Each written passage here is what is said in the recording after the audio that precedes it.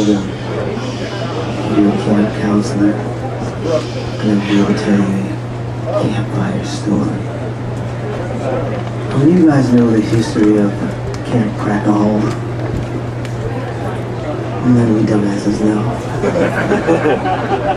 But on this very site that has become the cesspool of iniquity that it is, there was another camp before we got here.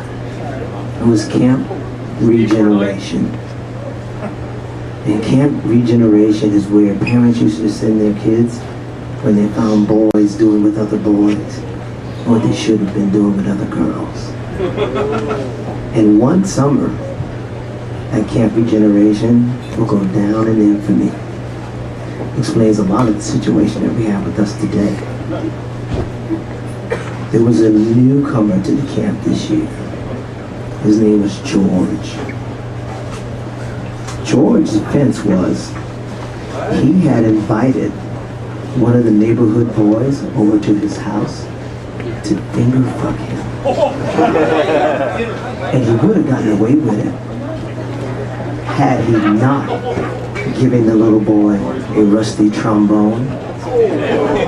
And when the little boy pulled out to see his shit-infested fingers, he began to scream and vomit profusely. When George's mothers came in and saw what was going on and decided to send George to Camp Regeneration.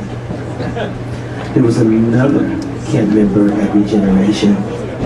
He was a multiple offender.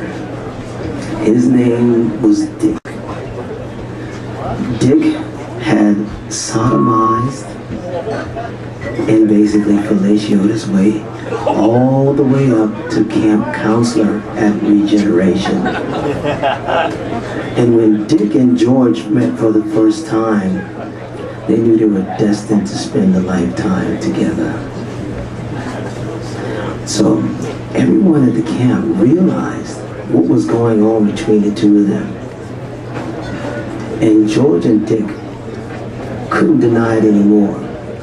So one day they decided, after electroshock therapy, and in between the workshop called How to Make Your Wife the Perfect Woman, they decided to go for a little tryst in the woods. So George and Dick found themselves a little clearing. And as they started to get down into it, started ripping each other's clothes off, Dick pulled out his dick. And George's eyes just glazed over with amazement. And as George began to dislocate his lower jaw, so he could take all that essence that is Dick, someone came from the back of the woods and found him. It was senior counselor Pat Robertson. And Pat Robertson said, "Dick and George, you boys are in big trouble." And he said, "You guys have to make a promise to me." And he went to George and he told George what he wanted to do, and he went to Dick and he told Dick what they wanted to do, and then he told them collectively what he wanted them to do. And they said, okay. And then Pat then administers their holy restoration with God's unchanging hand and hooked them up with their respective wives, Laura and Mary. And so 50 years later, here we are. Dick and George have started to pay back their promise that they had made to Pat Robertson years ago. And although their time is not done, and on the 20th of January, the year 2009, they will install the last piece to the puzzle and pay back their promises in full. That is the day that all likenesses of Jesus Christ will be replaced with the likeness of Pat Robinson.